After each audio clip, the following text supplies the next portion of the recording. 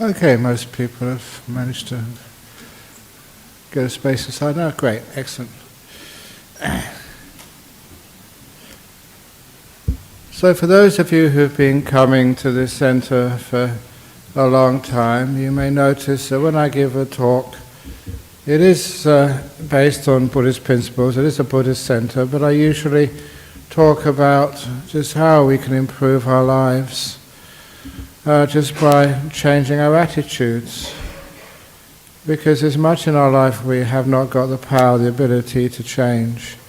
But the one thing we can do a lot about is the way we look at life, the way we react to our life. And by seeing things in a different way, so that it lessens our anxiety, our irritation, our pain, and live as happy and more peaceful human beings. And the last couple of talks I was just focusing on just how we can change our attitudes towards perfection and not try so hard to be something you're not and to improve yourselves. Too many people are trying to improve themselves and they're getting all frustrated. Actually, they get worse. The more they try to improve, the worse they get. And then we suddenly learn that, who says we're not good enough? Where did that come from? And so we learn how to be at peace with ourselves. Learn how to be at peace with ourselves, not to make ourselves perfect first, and then to be at peace with yourself. Be at peace with yourself as you are now. And then the improvement happens, then the problems get solved. It's counterintuitive to many people in the West, but it is what has worked for centuries in the East. Learn to relax and be at peace with yourself, accept yourself as you are. And then you find that the problem gets solved. So it's all about changing the attitudes which we have towards our life.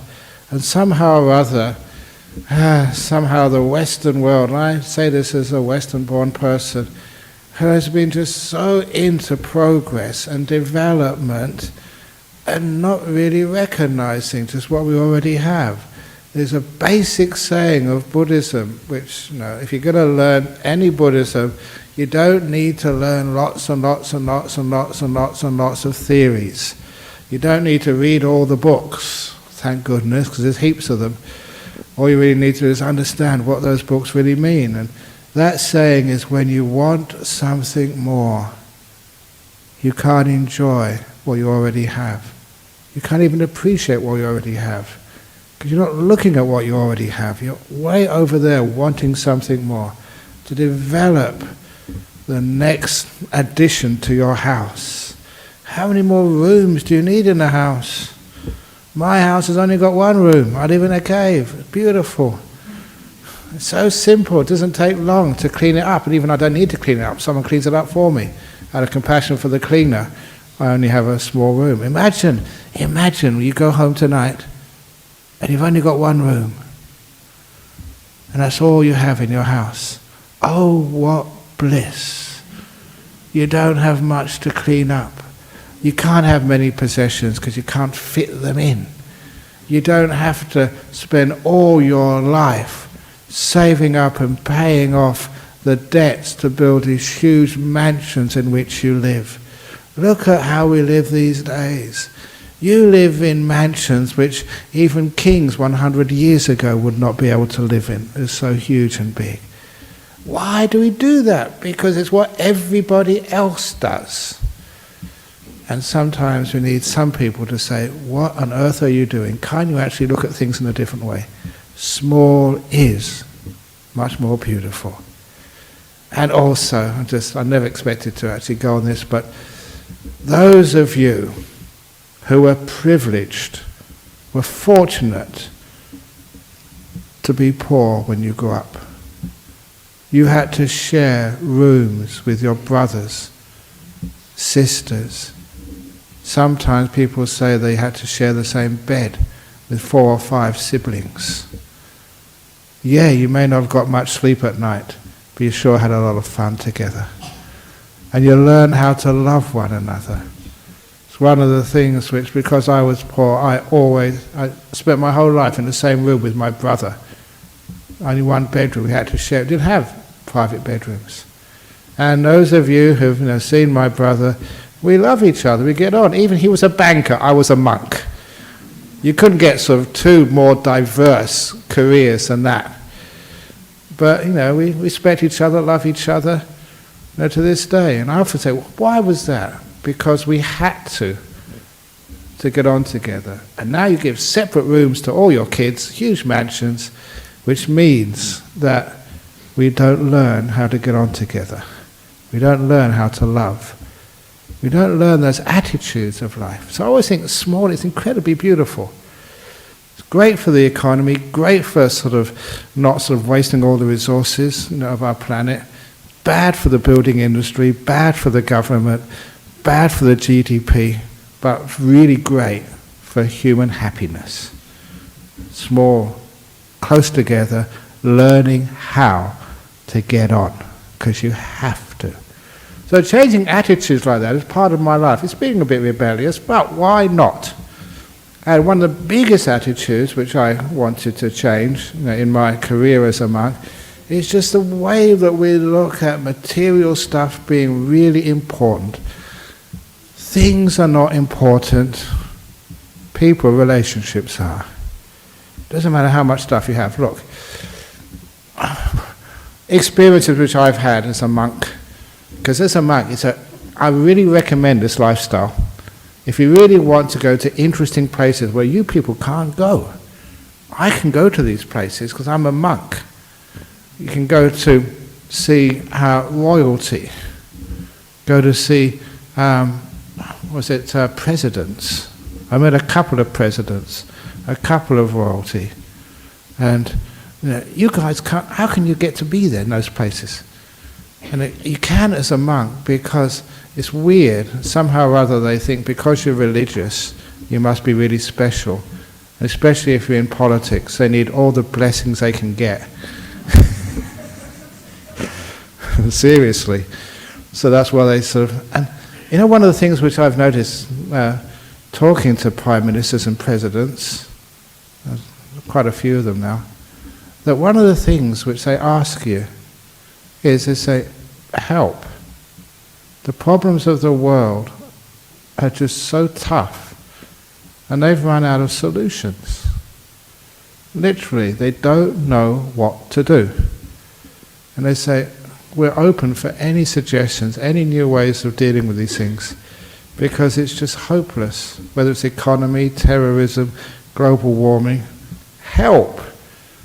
And so they're very open to people like myself, spiritual people, trying to give them some new way of looking at things which can cut through the great burdens and problems and obstacles of getting things done.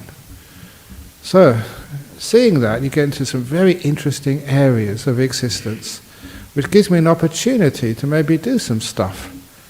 I say, as a monk, because you do live outside the box, you do think outside the box. I was very happy after the last federal election to I've been saying this for so many years, and somebody actually sent me a copy of the Melbourne Age, where something I've been saying for a long time actually appeared in the lead article about just our democracy. Democracy doesn't work. We all know that. So how can we improve it? Why do we always have to take the same old system and do it again and again and again, knowing it doesn't work? So what I was suggesting, and I was just using a little bit of reason, okay, this comes from the corporate world, but the corporate world isn't all bad. If you hold shares in a company, at their AGM, you have votes proportionate to the number of shares you hold in that company. If you hold 10% of the shares, you get 10% of the vote, which sounds fair. Your investment, your commitment to that organisation will determine how many votes you get. That seems very fair. What about our democracy, our governments? Why is it that everyone has one vote each? Even though there are some people who are so old, they're going to die soon. they don't have much of a share in life. But young people, 18-year-olds, the whole life ahead of them. Maybe life expectancy, say 80 maybe, 60 years of life. Should they have the same vote as an old person who's on the way out soon? Cannot we apportion, a very simple mathematical solution, can't we apportion the number of votes to your life expectancy? The amount of shares you have in life. Which means young people would have a much, much larger say than the old guys who don't really give that much of a damn about global warming because they're not going to be here to face the consequences. They don't give much, well, they do care. I'm not saying they don't care, but they don't care as much about going to war because they don't have to fight. It's the young people have to fight and take the bullets and die. Wouldn't it be amazing if we could just somehow change the balance so those who have more commitment to this world, more investment, more life expectancy, have more say about how this world and the world they're going to live in is going to be run. That, I think, just that simple thing would change a lot. So I like to seeing things in a different way because this is part of my life. To see things in a different way. And that was the gist of an article which somebody wrote in the Melbourne Age. I don't know if they got it from me, but it just comes up there. People think, it's a stupid idea.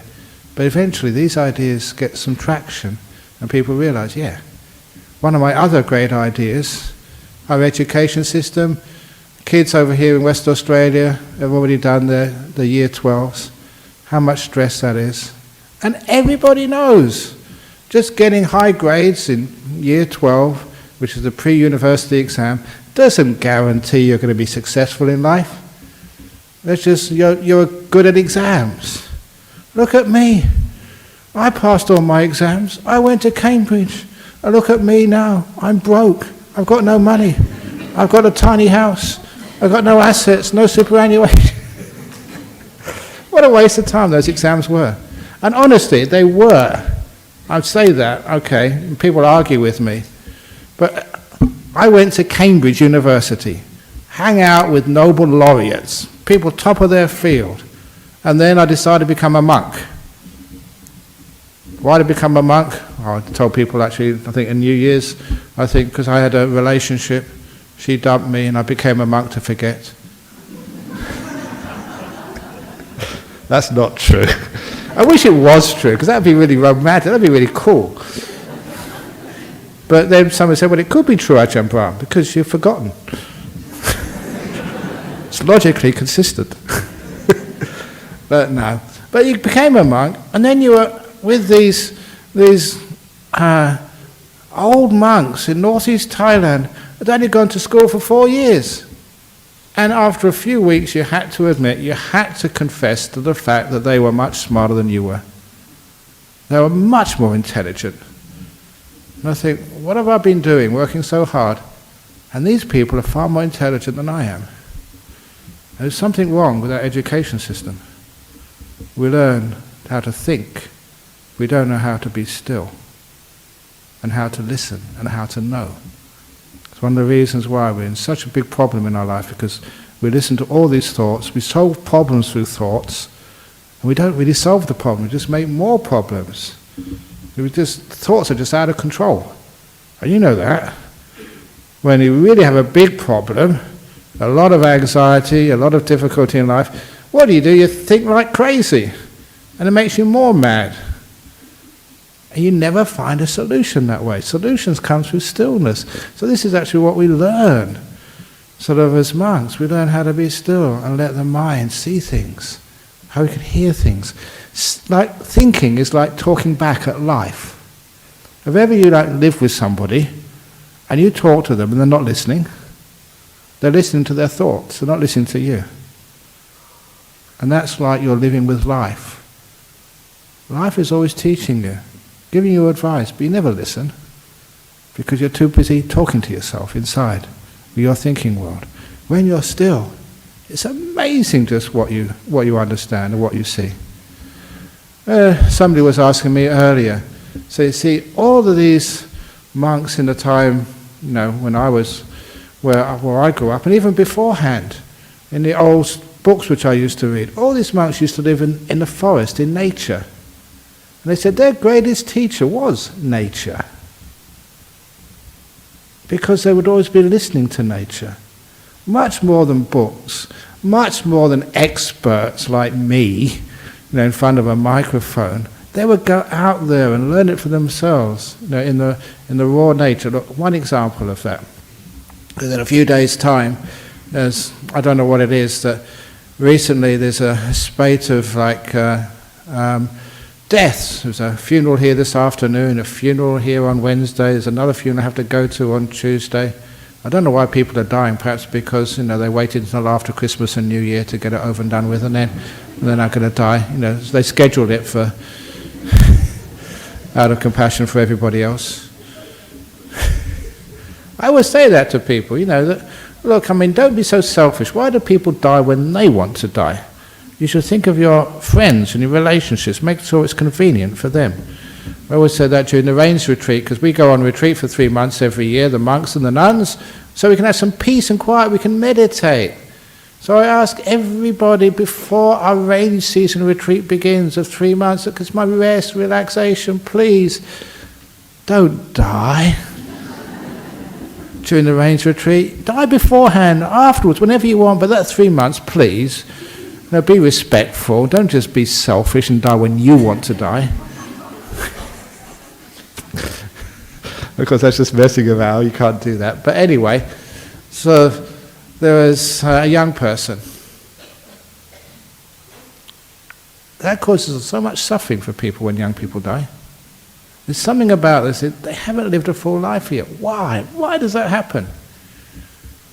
And have you ever got a good answer to that? The answer which I got from that, I got from a monk, an old monk, who was living in the jungle, who was one of these people who was still enough to listen to the teachings from the nature, from around us. Brilliant teachings. And I tell this every time I have to do a funeral service for someone who is young. I tell this, and many people get it. They understand. I understand now. And it was, this monk was in a very simple hut in the north of Thailand. And when you talk about simple, I really mean simple. Just made out of bamboo and thatch for the roof. And thatch for the walls as well. Really simple to put up, very natural, very easy. And, we go on arms round every morning to the local village, live a very, very frugal, peaceful life, but very, very happy. But living in the jungle, there are such things as storms, and if a storm comes when you're in the middle of a forest and you haven't got much protection, it is very dangerous. Trees come down, or even big branches. And imagine, just visualize a bamboo and thatch hut. If a decent-sized branch hits that roof, it just goes straight through. Not like metal roofs or these roofs which are engineered that are almost like an elephant can fall on this roof and it won't go through. Otherwise we would get planning permission and building permission. Not an elephant would actually fall on this roof, but you never know. So over-engineered for safety. But anyway, so it was such a flimsy dwelling that one branch goes through and it would, if he didn't actually get crushed, he'd get injured, break a leg, break an arm. And remember, this is simple living. You don't have mobile phones. You don't, if you did have one, there would be no telecommunications tower there. There's no one you can call. No one can help you. If you break your leg, that's probably worse than dying instantly. You just die slowly. So it's very dangerous. So he was up all night, hearing a thud, bang, oops, whack. Actually, that hurt. That didn't work as I expected it to. I always say that when you give a public talk, do some special effects. Because you know what happens when people talk, they fall asleep, they get bored. You do something like special, like raise your voice, go bang, or woof. And then actually, people actually enjoy it for weird ways. Anyway, so bang, whack! All these trees were thudding next to him. And so, it was very difficult to meditate, and he was up all night. But, he survived. If he didn't survive, he wouldn't be able to tell me the tale. He survived the night. And in the morning, he walked outside to see the damage. And several big trees just missed his hut. He was lucky to be alive. But it wasn't the trees which grabbed his attention. What he saw was the leaves on the forest floor. Most of the leaves which had been torn off the trees and lay dead on the forest floor were the old brown leaves. But amongst those old brown leaves there were several yellow leaves, even a few green leaves. And some of those green leaves were so freshly green they could have only been alive for a few hours. And now they lay dead on the forest floor. Before he completed his insight, his understanding, he checked to see what leaves remained alive on the twigs and branches of those trees. And of course, most of the leaves remaining alive on the forest trees were the green leaves.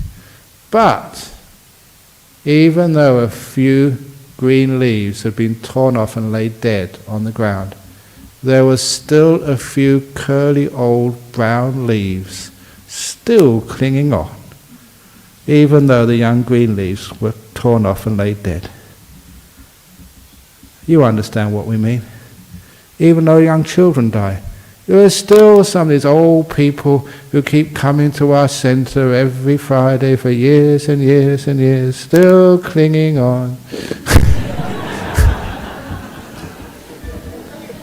The old grandma and grandpa. Now why aren't they dead yet? They're all still clinging on when these young people die. And he realised that there was nothing wrong. That's what I always say to them. There's something wrong. It can't be right. Why are old people still alive and young people die? It can't be right. But then he saw it was right. It was the nature of life and death. It's the nature of a storm which goes through a forest to mostly take the old leaves. But it always leaves a few old leaves. It always takes a few young green leaves as well. Nothing is wrong. Welcome to life. That's the law of life in which we live. Diseases, accidents, whatever happens, mostly takes the old people first. But a few young people, and a few very young people, a few children as well. That's our life. The nice thing about that little story also, not only is it true, it's a reflection from nature which we understand when we are still. We can actually see then, we can actually get the connections. As in nature, as in our life. We're not apart from nature, we're part of nature. And from that we can also have a lot of other really great understandings. The main thing I wanted to talk about tonight, which I got onto maybe just almost halfway through the talk already, is actually just, young people die, 3 deaths recently, and just, what happens afterwards when a person dies? And ever since I was really small, I had no problem in accepting the idea of a reincarnation. One of the reasons why it's got even firmer as a truth is by understanding the nature of the mind. We learn what this mind actually is. We have become such a materialistic society in so many ways that even things like love and kindness, even joy, we think is just something which is a byproduct of a brain. Just to be able to get some happiness and joy by taking some physical stuff, like a drug. And people just sometimes don't believe. When they come to see monks, especially or nuns, we are pretty happy people. And sometimes they come and see and say, well, what drugs are you taking, monks? That happened to me so many times. One time, I was visiting a prison in UK. We spend a lot of time in prisons as monks. I often tell people, visiting prisons, I always would keep a log of how many hours and minutes I spent doing community work in prison, to be used as credit in case I ever got sentenced for something. Well, look, I've already done about the equivalent of about 2 or 3 months. You should take that off. But anyway, I was inside this jail because it was a ceremony. Somebody has sweet-talked the British government into putting a Buddha statue in the middle of an open prison. A big one. And it's very easy for people to sponsor a Buddha statue, especially inside a prison. Wow, that's amazing. And so we did an installation ceremony. And for those of you who ever come and see some of the Buddhist rituals, one of the favourite ones is actually we go around 3 times. Flowers, candles and incense, we bow around. It's like an act of worship, reverence. It's interesting that where this comes from, we don't know, but they also do that in Mecca when they go around the, whatever it's called, the Kaaba. Always go 3 times round, wearing white. There's incredible similarities between our different traditions. Where they came from, I don't know, but that's Buddhist. Anyhow, there we were going round 3 times, and I was inspired, I was happy. Amazing, something good being done in a prison, not just locking people up and reinforcing how guilty they should feel, but no, just something which is inspiring. And I was just so happy, with a big smile on my face, much more than I usually have, because more inspiration. And out of the corner of my eye, I saw these 2 prisoners. They got nothing to do. Nothing was on the TV that night, so they just hang out seeing what the hell was going on with these crazy people with brown robes and a big Buddha statue. What's going on? What's happening? So they just, having a quick look. And then I heard them, one looking at the other prisoner and pointing to me. He said, "That monk, he's on the gear." If you don't know what gear means, it's like some sort of drug. Because that's the only thing they could explain the happiness from. Just, some medication. It's not medication. It's meditation, not medication. And you don't need that stuff to be happy and have a really good time. And I tell people, I don't know why people laugh at this, because it's true, I'm a good time monk. I have a good time. People say a good time girl, a good time boy, and it has other meanings. I'm a good time monk because you're having a good time, you're happy. And so you don't need the medication, there's something else which goes on there. And this is actually where you start to realise that why do people want to be happy with things? With material stuff. We're far too focused on the material stuff. And instead, as those Asian religions, especially Buddhism, we've been focusing on the mind for years and years and years. That's the important part. And so these days, people don't understand what the mind actually is. And still, great scientists have been trying to prove that the mind is some byproduct of the brain, and they have failed miserably for years and years and years and years. And it's about time that they face the truth, and they're barking up the wrong tree, as they say, that the mind is something totally different. Fortunately, there's a few scientists, big ones, who are actually seeing something totally different. One of them you all saw recently, or some of you saw, who came to our global conference on Buddhism, Professor Bernard Carr. I mention him because he's a really close friend. We were at Cambridge together. And Buddhist Society, we chase ghosts together in the Psychic Research Society, chasing ghosts and Buddhists and astronomy as well, and also theoretical physics. And he lessened his interest in Buddhism and went more into theoretical physics. I lessened my interest in theoretical physics and became more a Buddhist. But he made a wonderful analogy at our conference where he said, we were really close friends, it's great we've come together again. Ajahn Brahm, he went off to be a well-known Buddhist under one of the great teachers, Ajahn Chah. And Bernard, he gave up his Buddhism. He became a close disciple of Stephen Hawkins.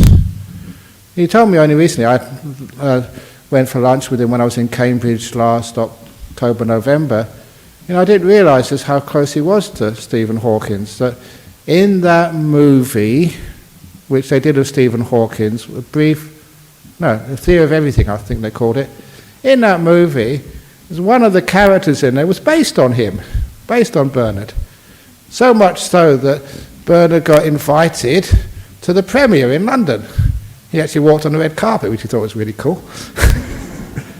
So they're very close. So he became a disciple of Stephen Hawking. I became a disciple of Ajahn Chah.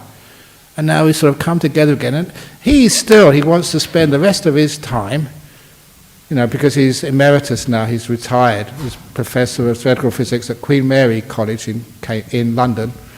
So he's a top physicist, to try and reintroduce into science the primacy of the mind. So, what the heck do I mean? What is the mind? And this is a little exercise. When you're giving a talk, don't just talk at people, get them to contribute. I am now going to ask you something. And I want you to put up your left hand or your right hand. You can't keep both hands down unless you're armless. If you've got two hands, put one of them up. And be honest. Not yet. Come on, don't. Be patient. If you are happy, more happy than sad, having a reasonably good time, put up your right hand. If you're more miserable, put up your left hand. Okay? Put up your hand. Doesn't matter which one it is. Keep it up. Those people who've got the right hand up, you're happy. Now please point to the happiness for me. Locate it for me. Where is it? Where is it? Point to it. You're all pointing to different places. How come?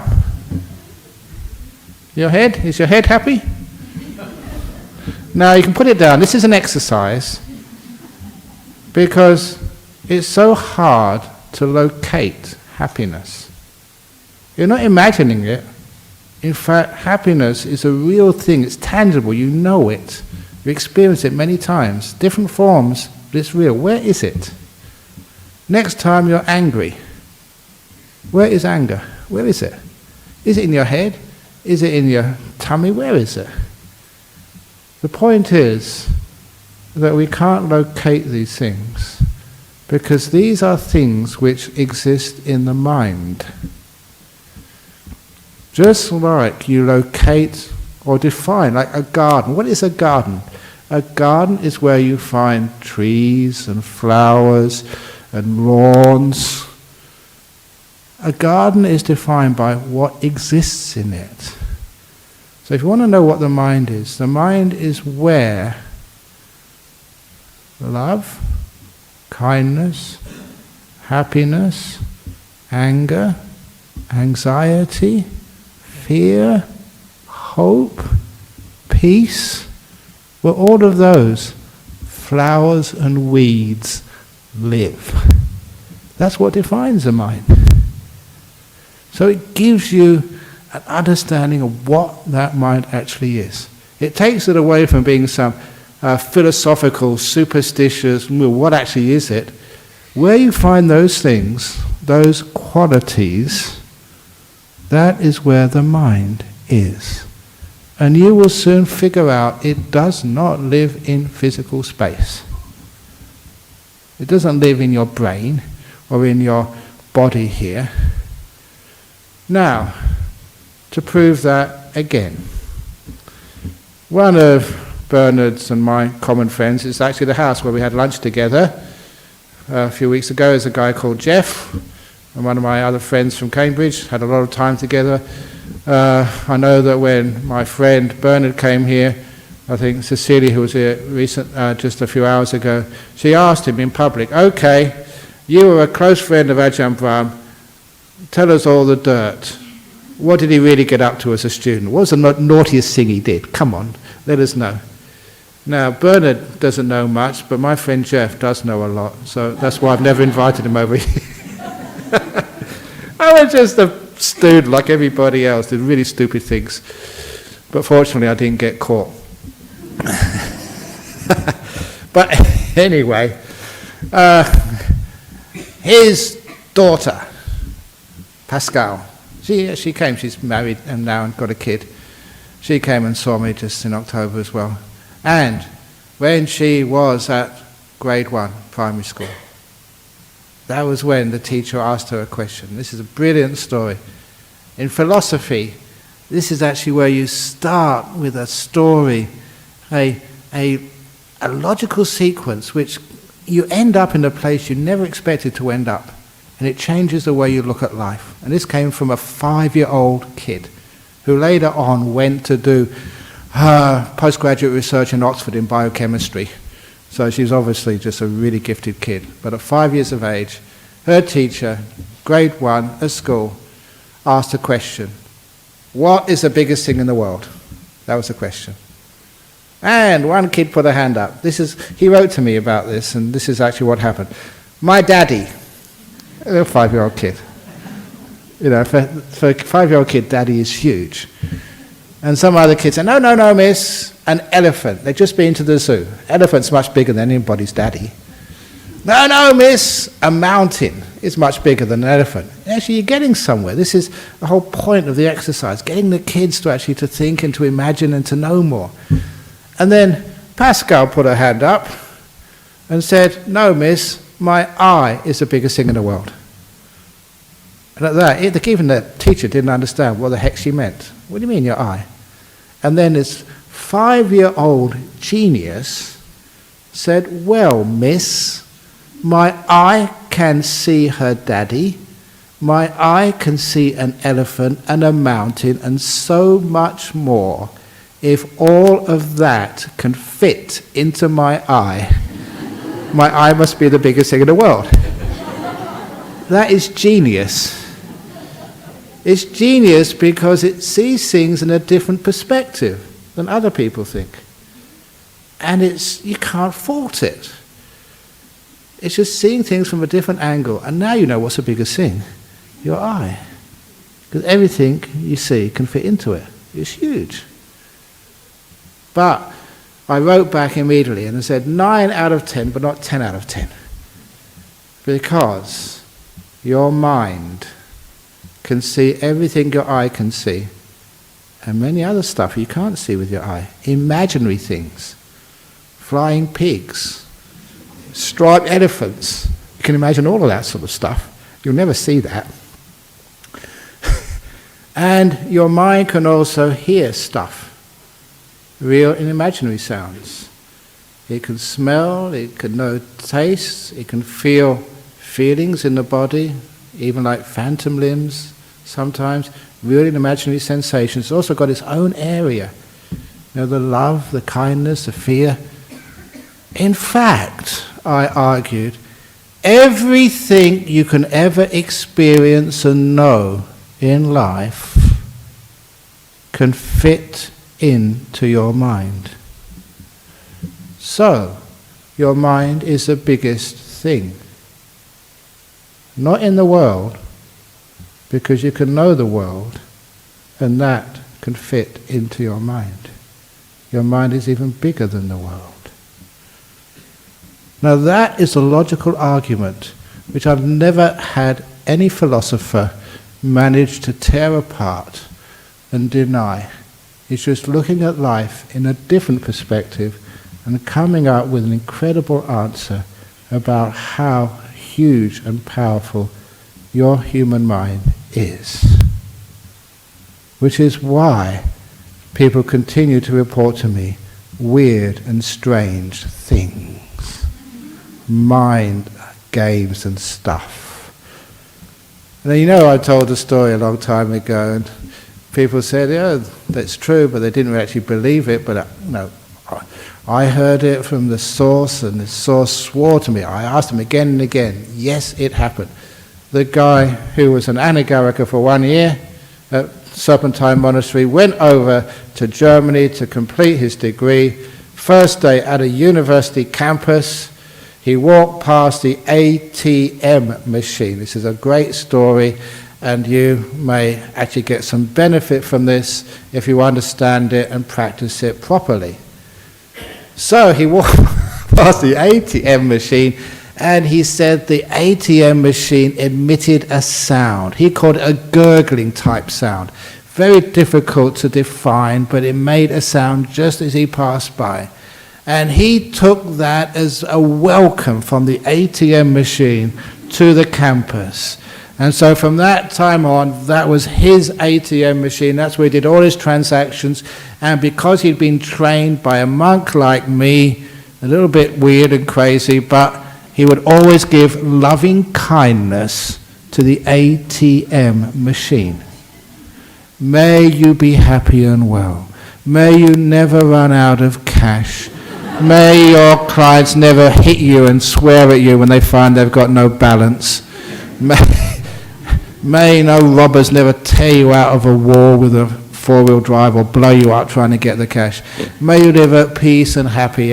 That sort of stuff. He talked to the ATM, regarded it as a person or being with consciousness, was always kind to it. And he swore to me, this actually happened. Having his lunch one afternoon on a bench, maybe about 5 or 10 meters away from the ATM. No one had gone close to that ATM machine for about 20 minutes. He was there, he saw it. No one had gone close to it. And he was sitting there having his lunch, and he heard the gurgling sound again. The machine gurgled at him.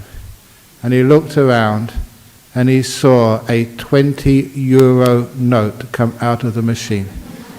No one had put in any credit card, punched in any numbers for 20 minutes. He got 20 euros. And he went to the machine with disbelief, but it was there. And he pulled it out. He went, "It does belong to anybody?" No one claimed it. Of course they wouldn't claim it, because it was the ATM's gift to his friend. Do you believe that? That actually happened. People say it couldn't happen, therefore it didn't. But that's not the case. Any scientists know it did happen. It was there, it was real. Just we haven't figured out how that happens yet. It's the way that mind works. And somebody was telling me that, the reason I got this story, one very strong supporter was telling me that his old iPhone was not working.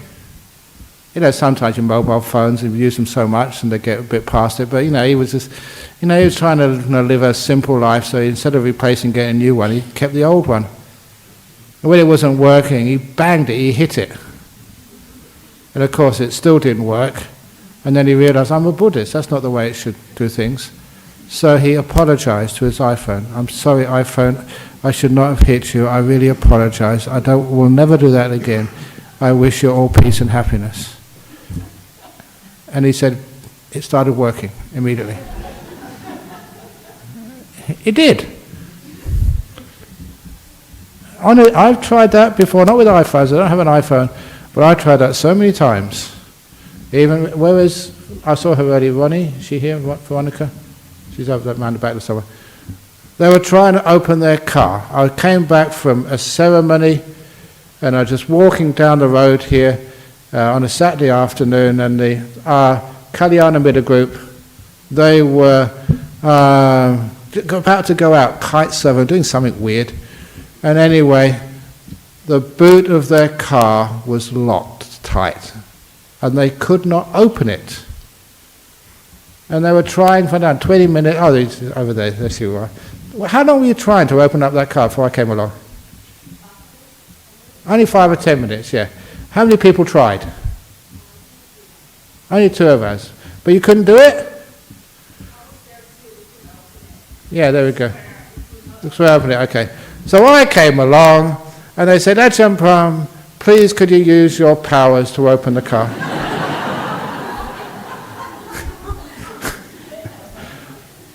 So I'm always a very kind monk and very helpful. And so I said, okay, but on condition.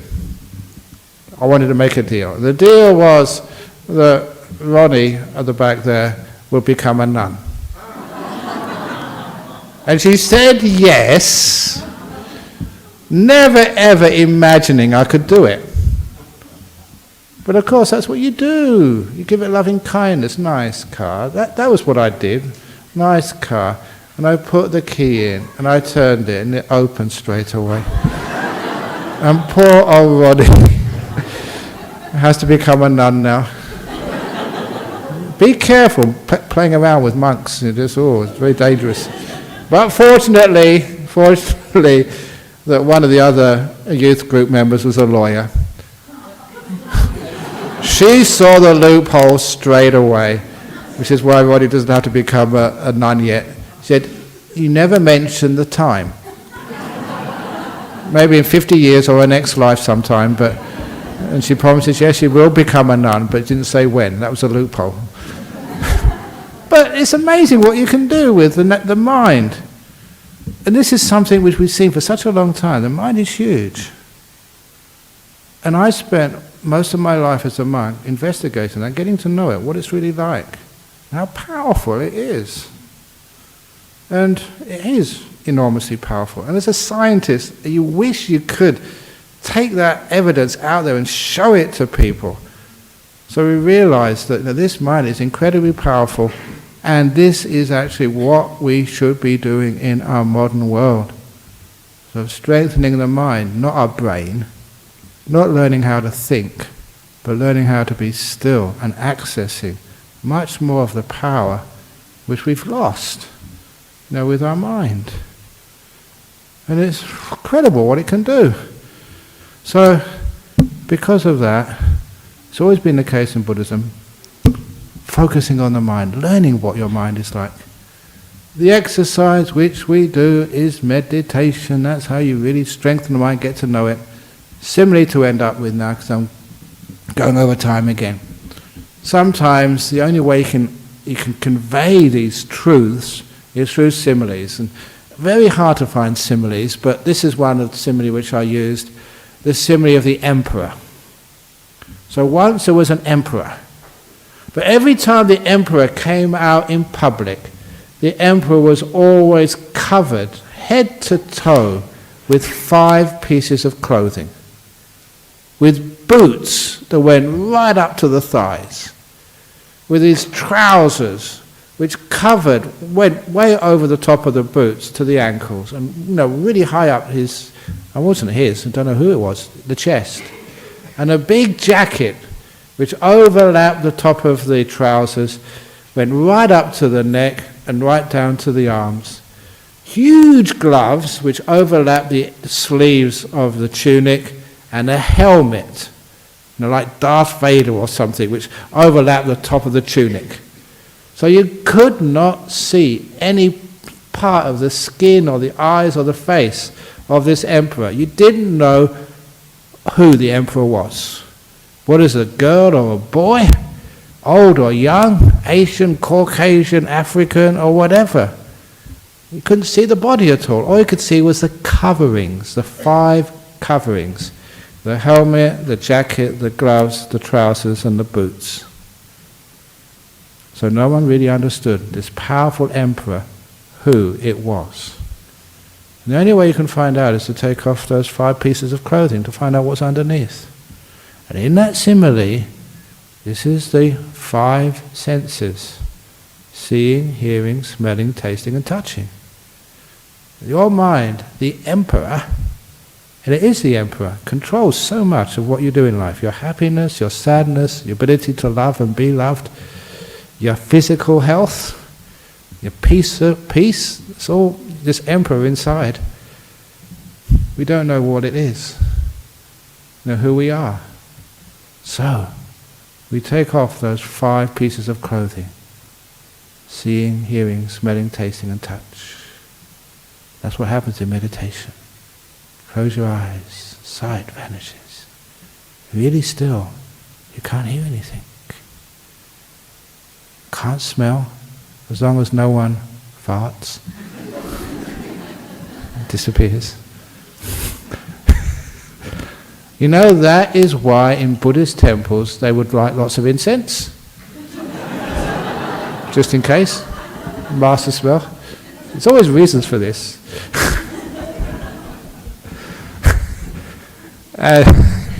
You're not tasting anything. And because you're sitting perfectly still and just watching your breath, soon your body vanishes.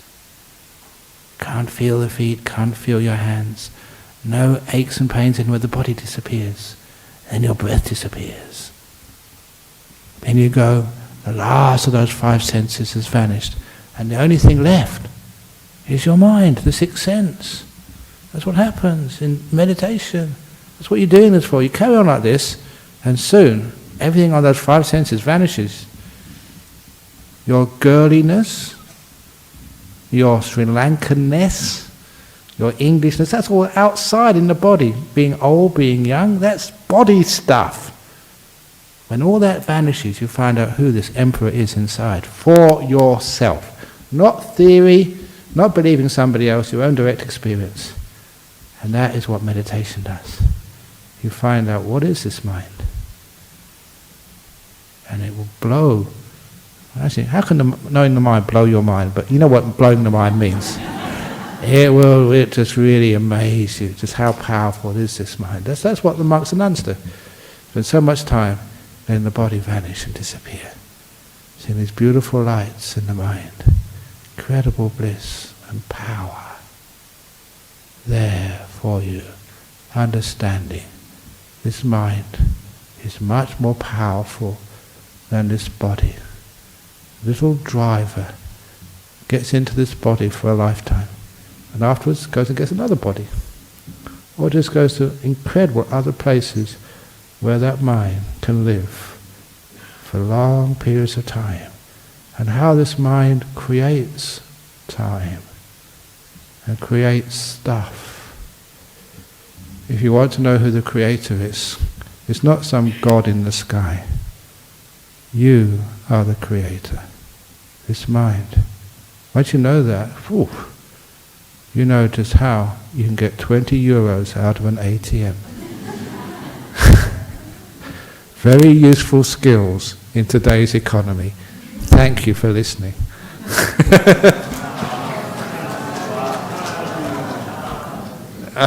Very good. Okay, let's get some of the questions, especially from, overseas. Here we go. From the Netherlands and from Germany and somewhere else. Since a while my meditations end in the mindfulness stage. I lean back, relax and slowly notice how agitated I actually am. It gets worse during meditations, so I have to stop. What to do? Follow the instructions which I give.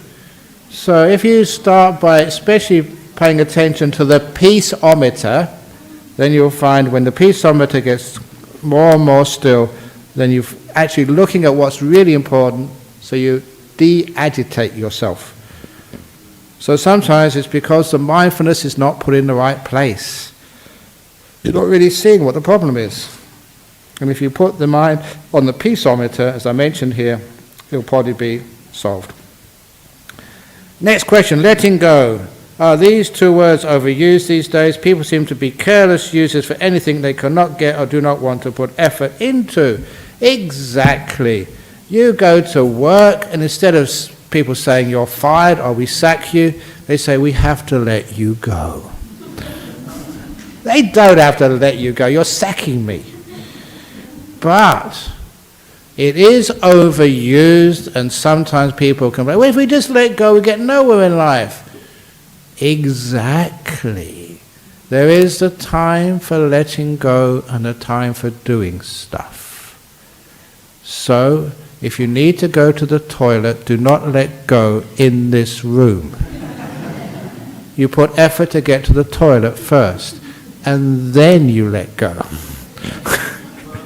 Do not let go when you're riding on the back of a motorbike going home. Cling and be attached.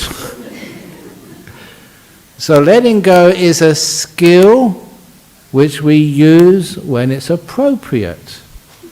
When there's nothing to do, then we let it be. When there's something to do, we put effort in. But the point is, we know how to put effort into our lives. We've been doing that ever since we went to school. But we haven't learned how to be still and let things be. which is one of the reasons we're a crazy society. So let go, great. Learn how to do that. A skill which you can use whenever it's necessary. When there's nothing to do nothing. Let go. How many times is it there's nothing to do, but we still have to do something because we don't know how to let go? Lastly, from journey, what is transcendent mind? Is it what remains to us after death? Transcendent mind, I don't know. I know that one of our monks many years ago, he had a bad teeth. We live in serpentine. It's a long way to go to the dentist. I mean, and you know what it's like these days. You have to make an appointment. And then when you go to the appointment, then you have to wait, and then it's just such a pain in the. Actually, probably the pain in the neck is worse than the pain in the mouth to go to the dentist sometimes. So this monk decided, it's a waste of time going to the dentist. So he decided to pull his own tooth out. I saw him. He went to the workshop, got a pair of pliers, and just yanked his tooth out. And I just happened to be going to the workshop at Bodhinyana Monastery, and I saw this bloody tooth, in a pair of pliers. So what you just be doing? I took my tooth out. It's much cheaper and much quicker than going to the dentist. And I thought, how do you do that? And he said, it's very easy. He said, because, and it's a wonderful little teaching. He said, when I decided to pull my tooth out, that didn't hurt. Thinking about planning doesn't hurt.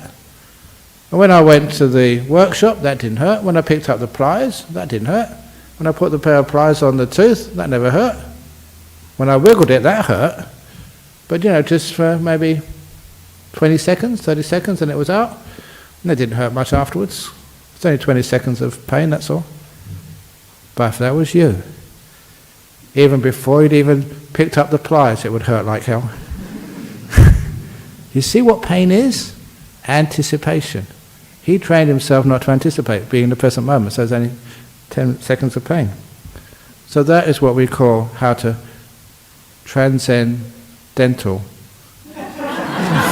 meditation. And that's enough for tonight. Thank you so much. Okay, let's pray the Buddha Dhamma and Sangha. I apologise for that, but those of you who know me know what to expect.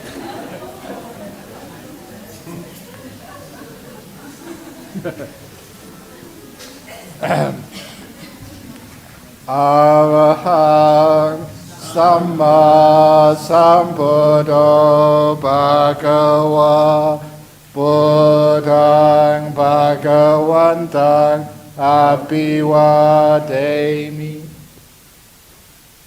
Sawakato Bhagavata Dhammo Dhammang Namasami Supatipanno Bhagavato Sawaka Sangho Sanghang Namami